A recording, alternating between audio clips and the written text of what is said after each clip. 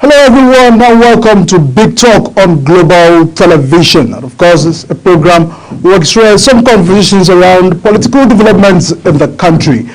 Joining me today on the conversation is Honorable Clement Jumbo, member representing Abak Federal Constituency at the House of Representatives. Don't forget that the National Assembly has commenced the sittings after the Christmas and the New Year break today. We'll go on a short break, and once we return, we'll be speaking with my guest. Don't go away.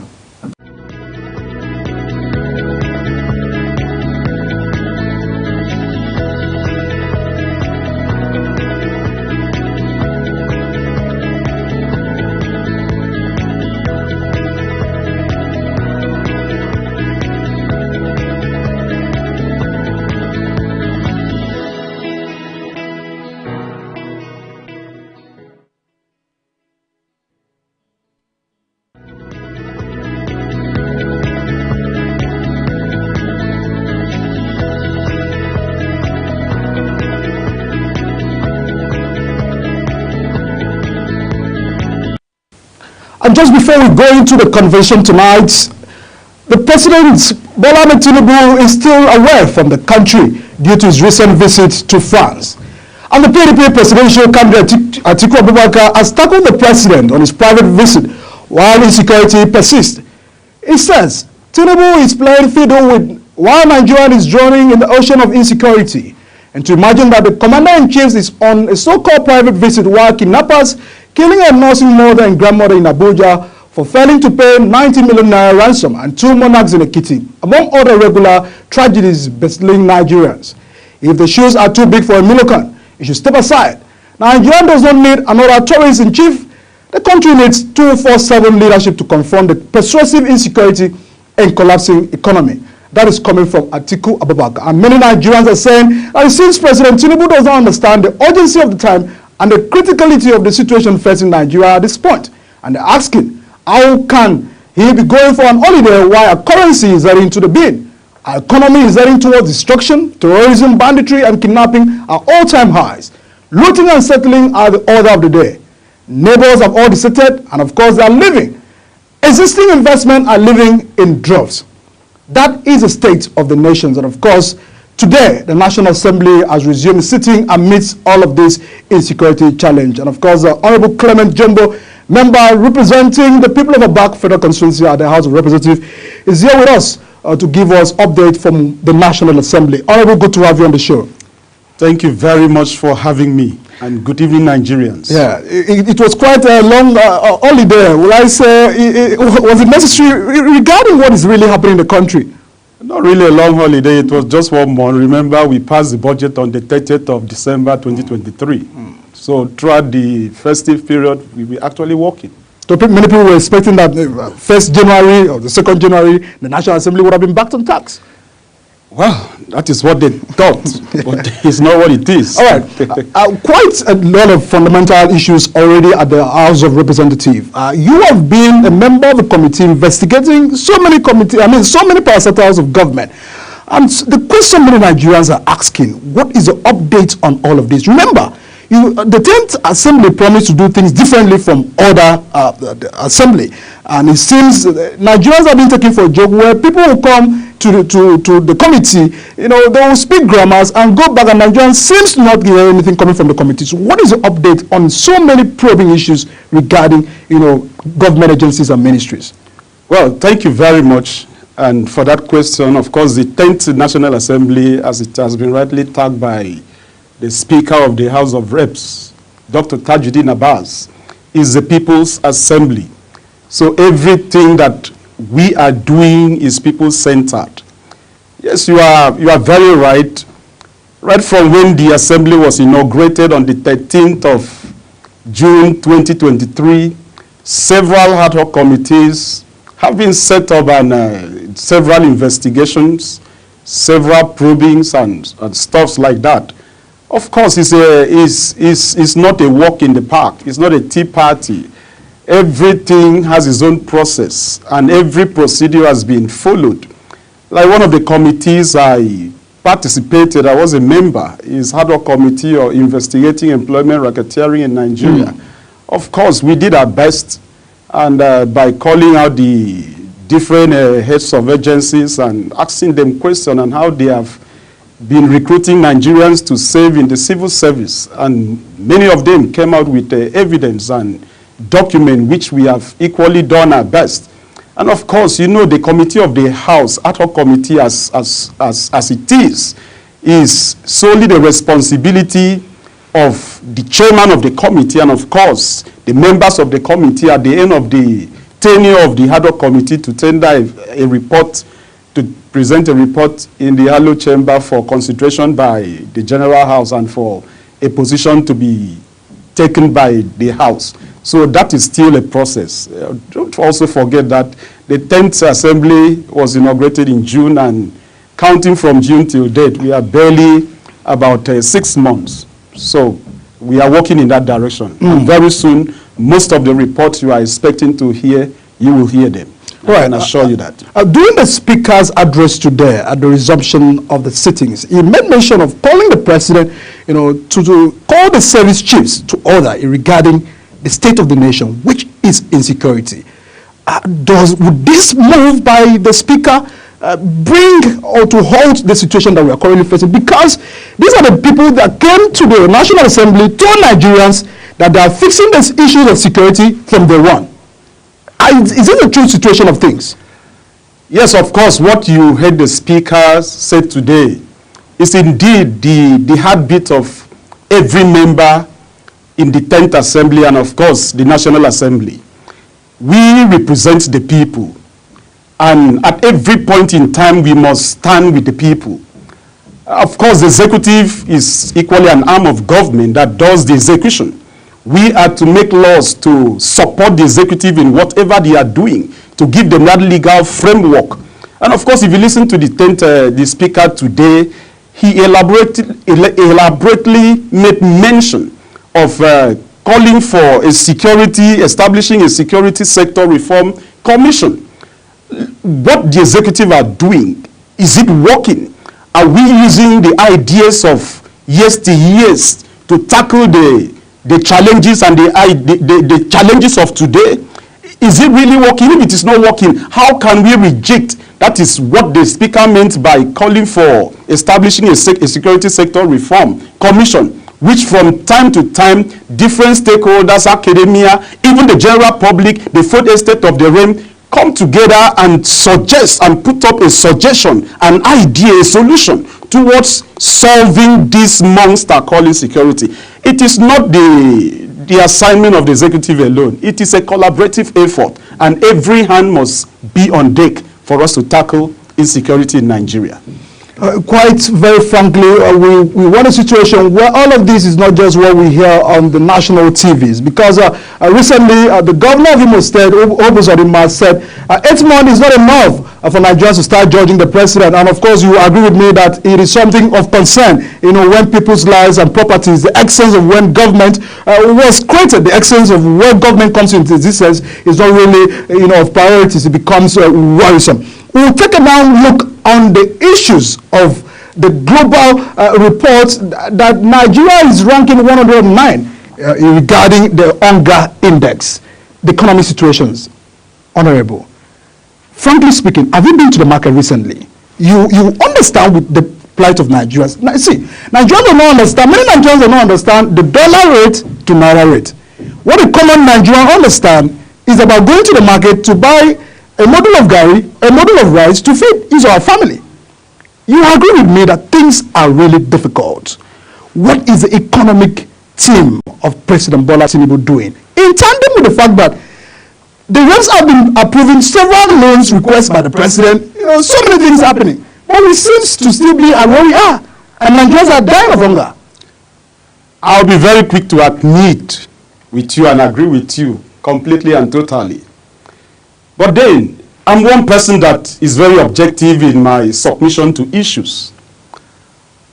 What we are witnessing today, experiencing today in Nigeria, didn't start yesterday, like in yesterday. When I say yesterday, like yesterday, 24 hours ago. Okay. It didn't start like that. And I will take your mind back a little. both of us, we are younger generation, maybe born in the 80s.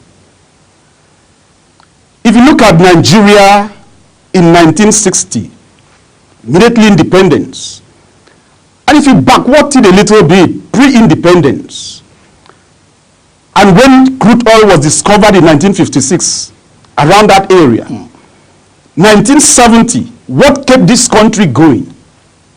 It wasn't oil, it was agriculture that kept Nigeria going. I look at other countries, for example, Singapore, who got independence in 1956. 1965 rather. In 1990, they have exited from being a third world country to a developing nation to a developed nation. What did they do? How did they do it? How did they get to where they are today? Is there in the book for every nation that wants to equally attain that height to copy the same thing? Nigeria is not different. The problems Nigerians are facing is not different from any other nation have faced on the earth. But what did they do? Led by the former Lee Kuan Yew, the leader of us at that time, he made a profound statement.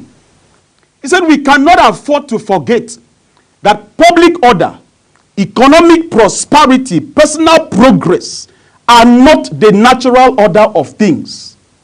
They depend on ceaseless effort and attention from an honest and effective government that the people must elect. What does that portray? First, it portrays unity, that every hand must be on deck. People must be assigned roles and they must deliver on the role.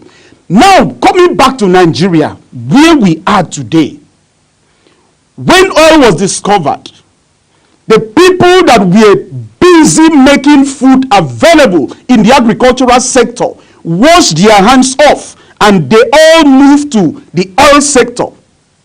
They left the agriculture that was sustaining Nigeria, was stranded. Many people that the agricultural sector should have fed today are hungry. And that is a gap that has created a lot of insecurity because people are hungry. A country that cannot feed our citizens is a near failure. Now, by divine providence, the agricultural sector was to bring resources together, and these resources for us to use it and manufacture tools to service our oil and gas. That is why I am not surprised that till today we cannot as a nation refine our crude oil. But they said December they will start. No, I said as a nation, every equipment used in refining petroleum products are not manufactured in Nigeria, but it was supposed to be manufactured here. The countries that are manufacturing it, how are they doing? What happened to our steel industry? So when that happened, it created a gap. They're even saying that we are even getting welders, you know, to even build so many of the industries in this country. That is how bad it is to that level. That is why when once you identify where we missed it, until you go back to where you missed it and begin to fix it, every other thing you are doing is called window dressing. There is no amount of palliative that the executive will give to Nigeria that will stop hunger.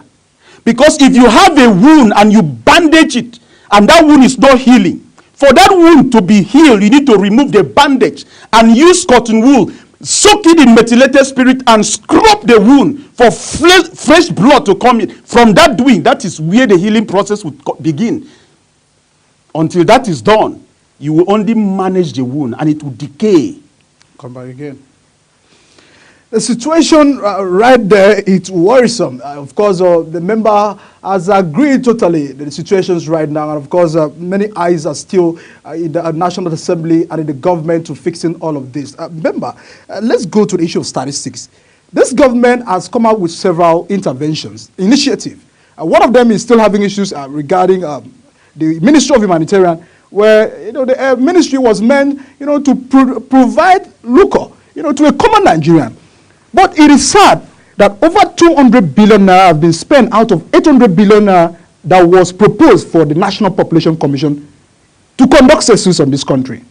Up till now, census has not been done. We do not know the true statistics of the poorest of the poor. We do not know the true statistics of who Nigerians are. And you argue with me that we can't begin to tackle issues when this is not done. Look at 200 billion spent. Nothing has been done, just on the process. This is worrisome. Of course, the 10th House of Assembly is on top of the matter. Have they called the members of the MPC? We are oversighting every single one of them. That is why I am so much in love with the administration of Bola Ahmed Tinubu, because the direction so far is taken is in tandem with the agenda of the 10th House of Assembly, House of Representatives. From the report, what did they say they are spending with 200 billion now? That is where oversight function will reveal that to Nigerians. It is a work in progress. For example, if you look at the template, before now, the Fiscal Responsibility Act had already stipulated 2007 that if you are fully funded agency of government, by fully funded simply means government is paying for your personnel cost, is paying for your overhead cost, and is paying for your capital cost 100%. That is what it meant by fully funded. If you are in this category of MDAs, every kobo that you are generating must be returned 100% to the Consolidated Federation account. But before now, it was not so. The last administration gave gaps that some people can return 25%, can return 45%, and so on. So the administration has really come to tighten the loopholes. That look, if you are fully funded by government, every kobo that you generate must be plumbed back to the Consolidated Revenue account. And that is number one. And that is a major tool for the 10th House of Reps for oversight. Wait and see what is going to happen when the budget, 2024 budget, begins implementation by the agency. People will say, is it not a National Assembly? It's going to be business as usual. But let's keep our fingers crossed and watch. Because, you know, the truth of the matter is, there is no foreigner that will come outside to fix this country. It will be fixed by Nigerians. And we, the 10th House of Assembly, are determined to fix this country. We may not do it 100%, but certainly we will be miles away from where we used to be. And Nigerians will come to see that indeed things are changing for the better. Yeah, because things have to really change for better, because Nigeria is bleeding. Insecurity, economy, what have you. As of today, about dollar is 1,450 naira to a dollar. And it's worrisome that, because we need to start fixing all of these issues so that Nigerians can understand the essence of democracy. But we'll go on a short break right now. Once we return, we'll still have more deeper conversations on the affairs of the National Assembly and how the state of the nation, can be fixed and addressed. Don't go away. Stay with us.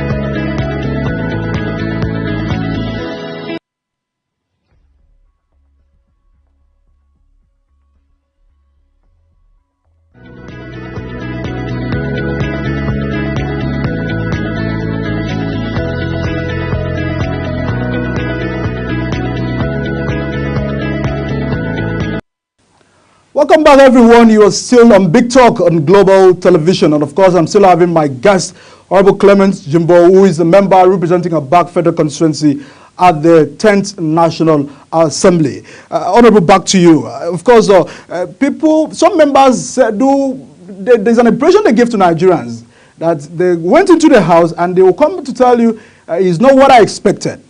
Come back home. Has it really been the situation of things that you expected? Is the house really, because all of these ideas that you have, you gave your constituent manifesto and they voted you to your office. Coming into the office, there are some things that are limiting, the progress of this nation. What is that thing that you can share? Well, it all depends on the definition of your limit, how you define the word limit. Let me put myself in the shoes completely. I set out to represent the good people of Abak Itmekbika Federal Constituency and promising them just three things. Because I knew my functions, my roles, and my responsibilities. As a lawmaker, I am not in the executive. I promised them 3 things. Number 1, effective representation. Number 2, shared prosperity. And number 3, responsible leadership. I didn't promise them I'm going to fix road. I didn't promise that I'm going to give you employment. I didn't promise you heaven and earth because I know my limitations and my roles as enshrined in the Constitution of the Federal Republic of Nigeria.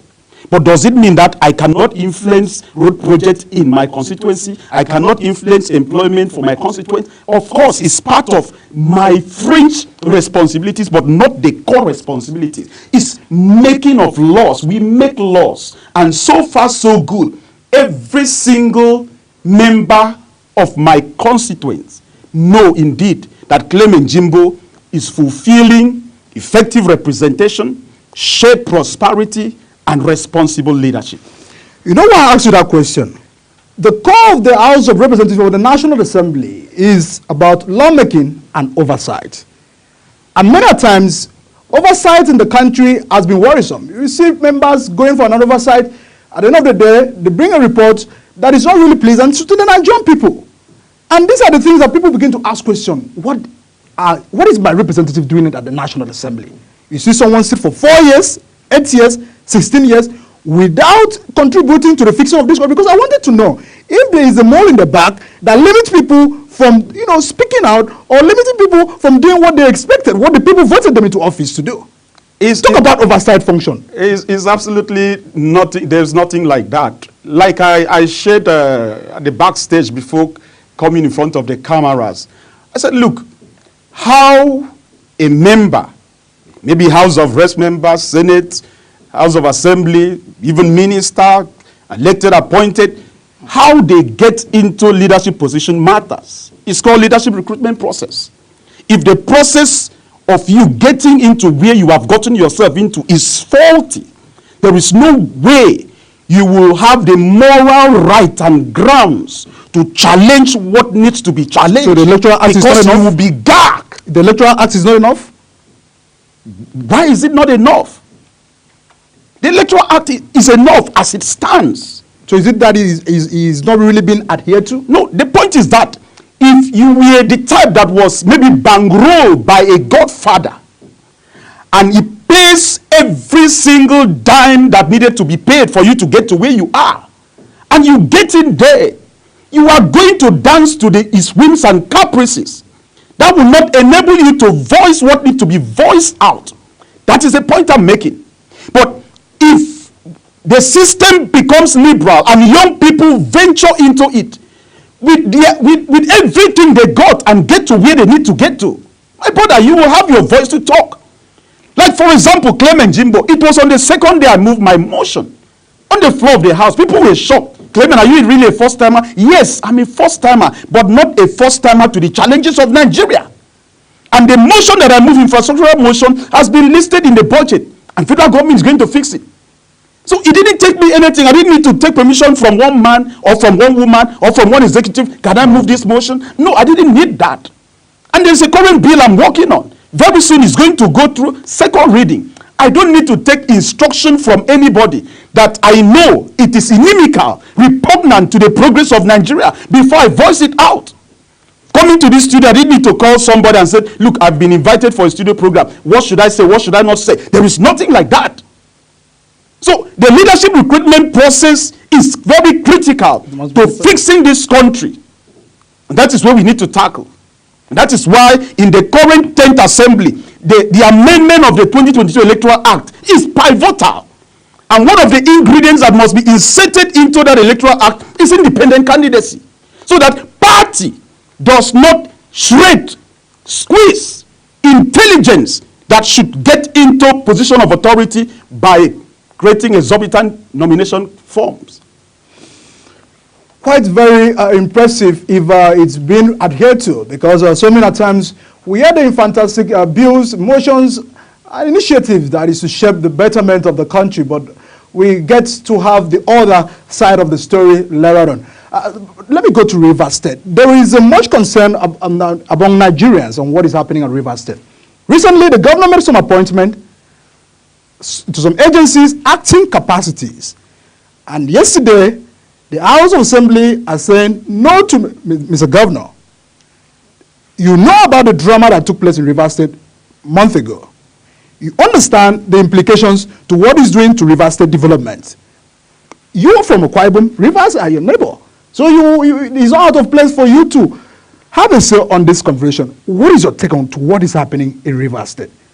I'll ask you a question. Lawmakers are fighting. I'll ask you a question. Before the 2023 general election, who knew about Sim Fubara? Did you know him?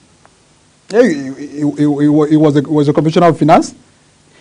You see, it was an accountant. Accountant, yeah, in the government. That means he was not in the picture.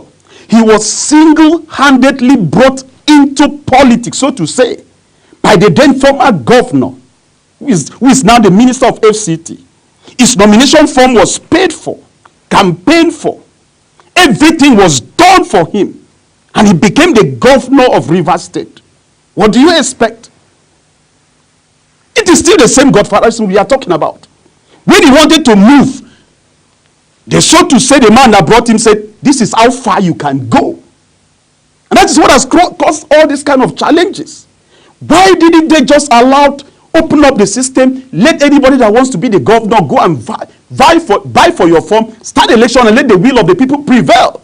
And do not forget the quote I quote earlier by Lee Kuan Yew. We cannot afford to forget that public order, personal security, economic prosperity, and progress are not the natural order of things. Here in Nigeria, we pray everything to God. God will do it. God will do it. But this is somebody that has worked it out in Singapore. He said it is not a natural order. That means somebody has to work it out.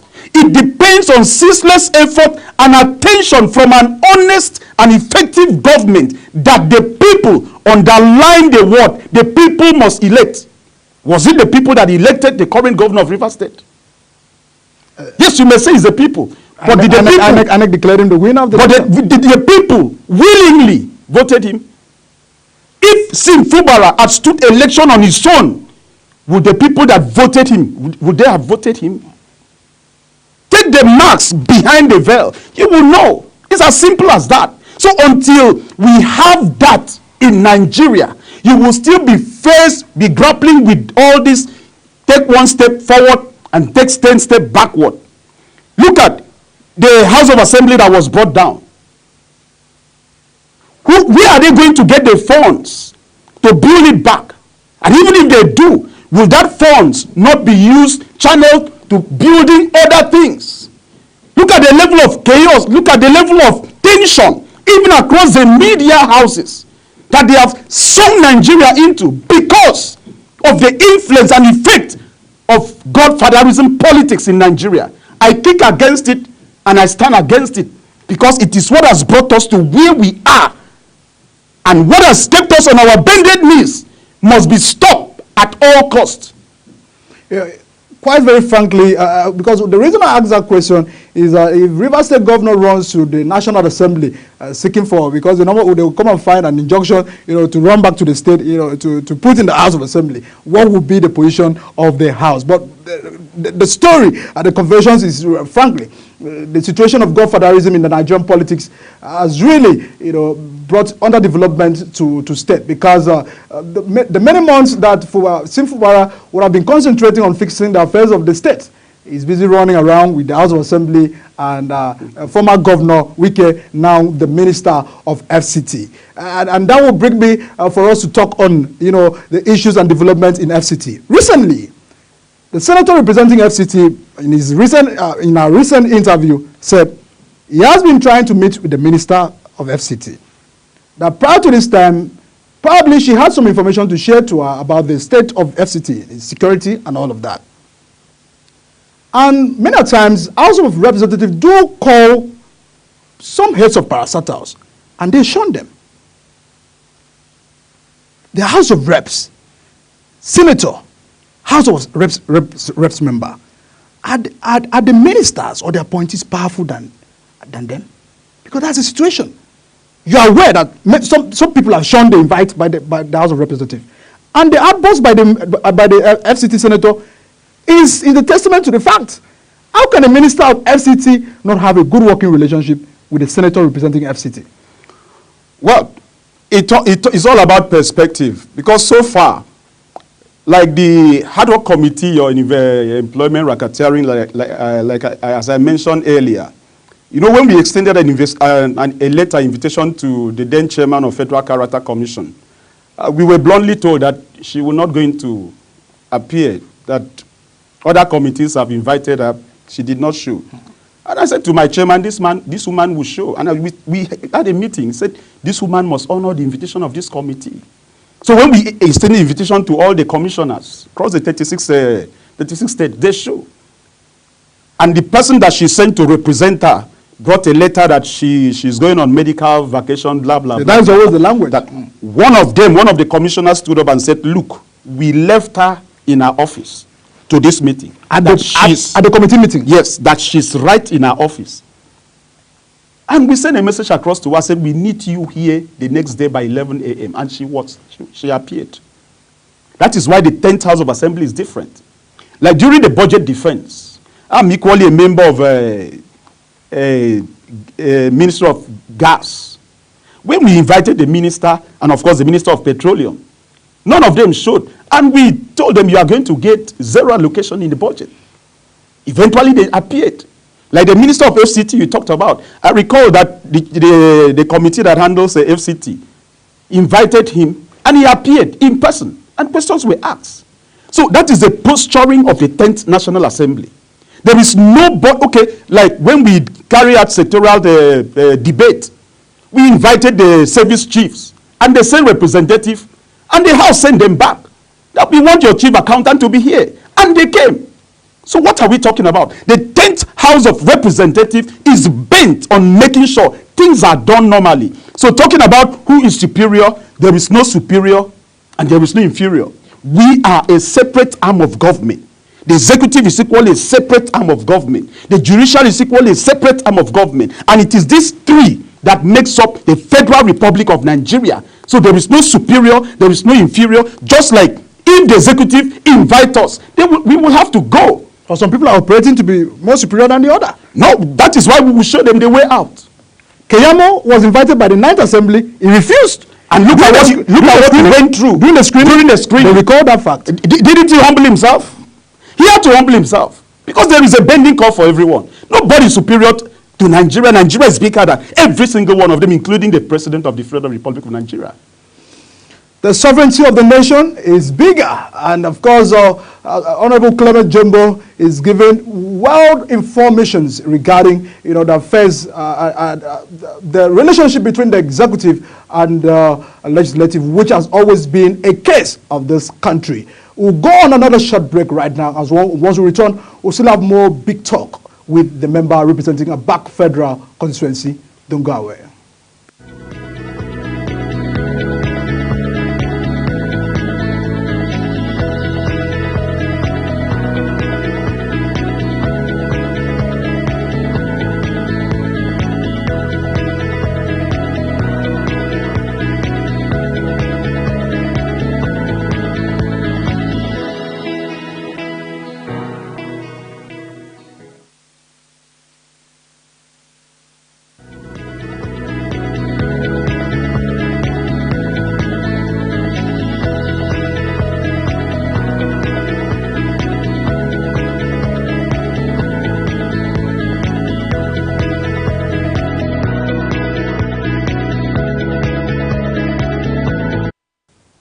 Hello everyone, you're still on Big Talk on Global Television, and I'm your host, Eddie Michael. Of course, having the member representing a back federal constituency at the House of Representatives. He made some quite frank points about the differences between the 10th Assembly to other National Assembly. And of course, it is a joy of Nigerians that things begin to work.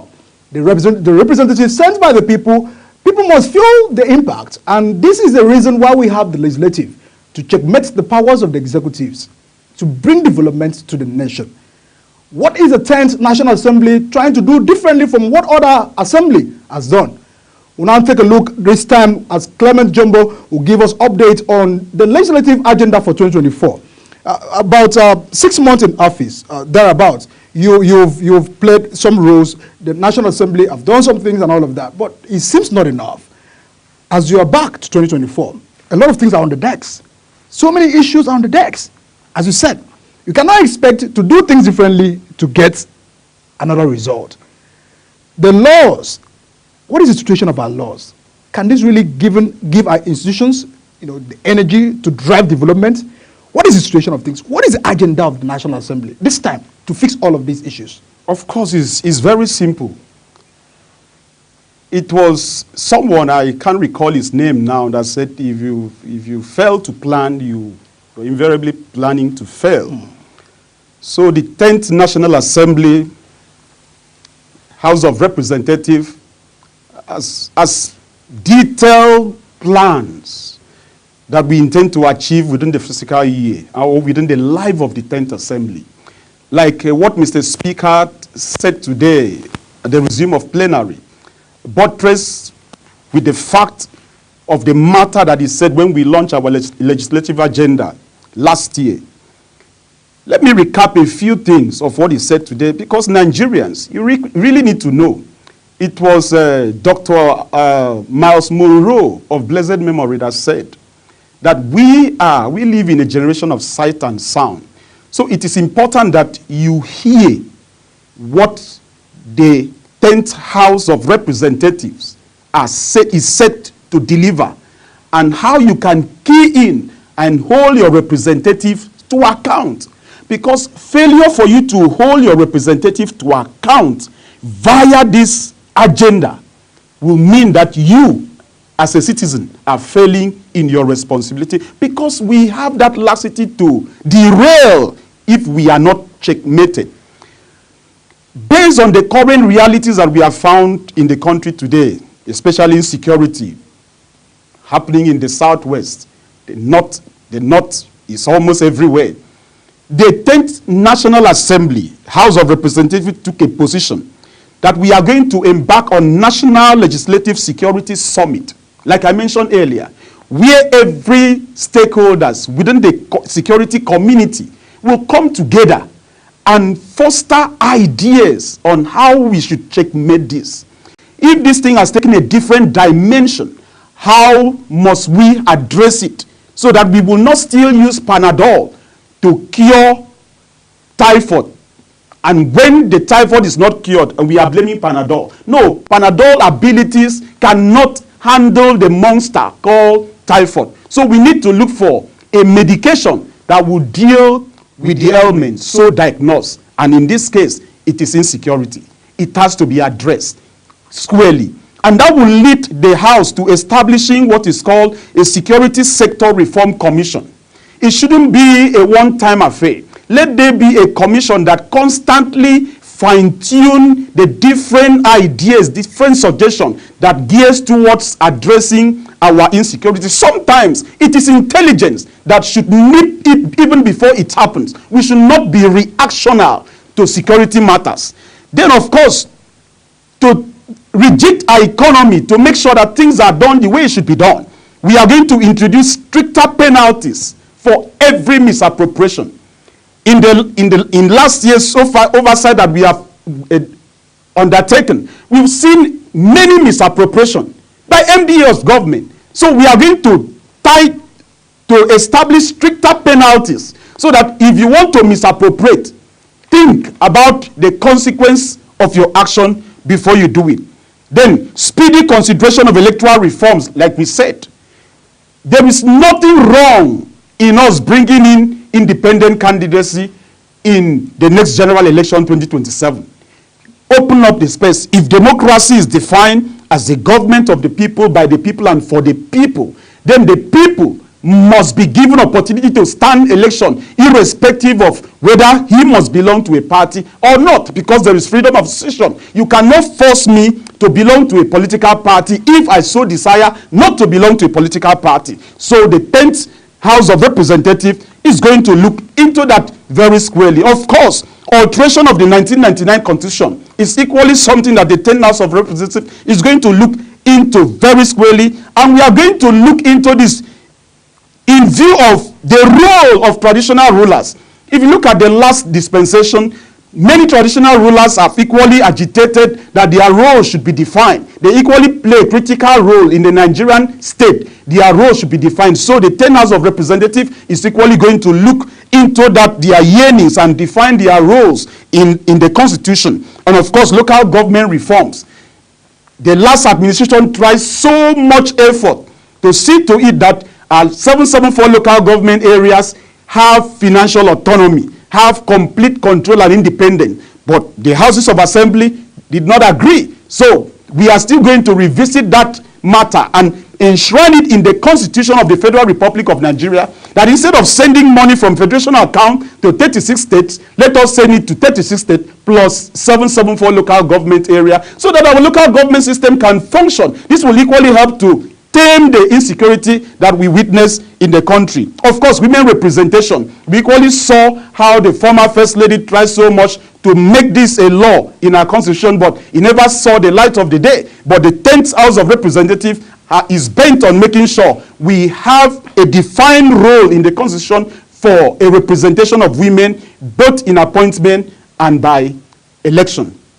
It's always a fantastic idea when we listen to, I would say, a manifesto, but the actualization of all of this is what Nigerians, and of course, we'll be bringing you here to still speak on these issues as you get to solve them, because if it's well solved and positioned, then the country will be better. But let me get your view on ECOWAS. Recently, Burkina Faso on Sunday, Mali, Niger, they have pulled out from ECOWAS. As a Nigerian, not just as a Nigerian, representative of the people, what does this mean to you? Well, let me say, it's a welcome development, if you ask me. And this is my opinion. This is my candid opinion as Clement Jimbo. I welcome it. Because if you look at the treaty, the ECOWAS Convention and Constitution, it does not check the excesses of those that are in power, in authority. When some people decide to stay in power in perpetuity, the laws, the convention, the laws, the constitution does not check that. When a president or head of state decide to impoverish his people, the convention, the laws of ECOWAS does not checkmate that. Nobody calls such a leader to order.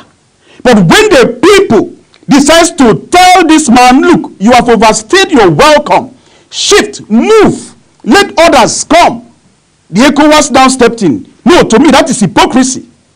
It's complete hypocrisy. So what the three countries have done is in their best interest.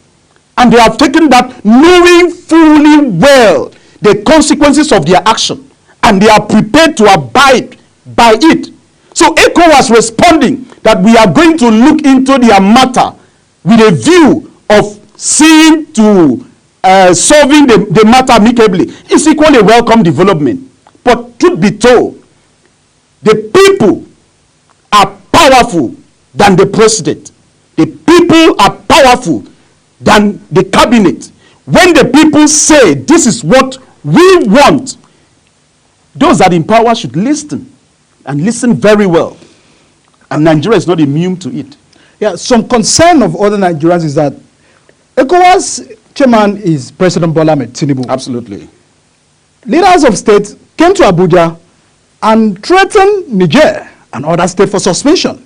And they went further to suspend the state. And of course, they are able to stay without them. And you said, the people seems to be happy with the suspension or with the withdrawal from ECOWAS completely. But in another way, it's sad. What would have President Tinubu done differently, away from threatening them? Now he's saying, come back for negotiation. We are in to talk. You've already threatened this. You did not manage this well, and now you are calling for negotiation. Is that the best way that would have handled this? What were the benefits of their membership in ECOWAS? Recently, is it Angola pulled out from OPEC? Said, for what? So what's the benefit of my being in your union?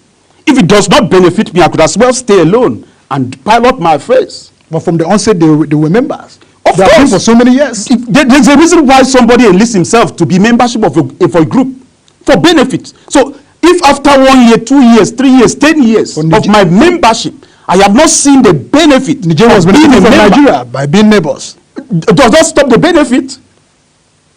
If it does not stop the benefit, so I can as well stay alone and still benefit. Okay, Angola pull out from OPEC. What does OPEC stand to lose? And what does Angola stand to lose? If they don't stand to lose anything, so of what benefit is my membership? It doesn't add up anything. So let people decide to take their destinies in their hands, and let organization or group not foist what they believe should be on the people. If the people of Niger, Mali, and the other country have decided to take their destinies in their hands, so be it. All what we can do as a big brother in Nigeria is to support them and make sure they don't derail, because whatever happened in this country will equally spill back to Nigeria as an effect, but not to stop them. Allow your child to run and fall. And they will come back? They will come back. It has been a wonderful, interesting session with the member representing the people of Abak Federal Constituency at the House of Representatives of the 10th National Assembly, Honorable Clement Jumbo, well thought, and of course the agenda for the 2024, which we are looking forward to having so many of these programs that is listed today, which we of course will be bringing him to still give us update on if these things are done away from just reading out, because these over 8 months of President Bola Ahmed Tinubu's administration, Nigerians are asking questions. And of course, the president needs to come back from France to deal with the current situation of the state, because the state is currently bleeding.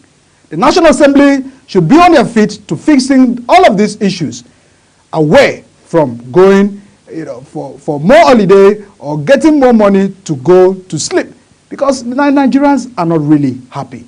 That is much I will take on the Big Talk on today's edition on Global Television. You can kindly watch much of the programs on the handles displayed on the screen. Many thanks, Honorable Clement Jumbo, for joining us on today's conversation. Thank you very much for having me.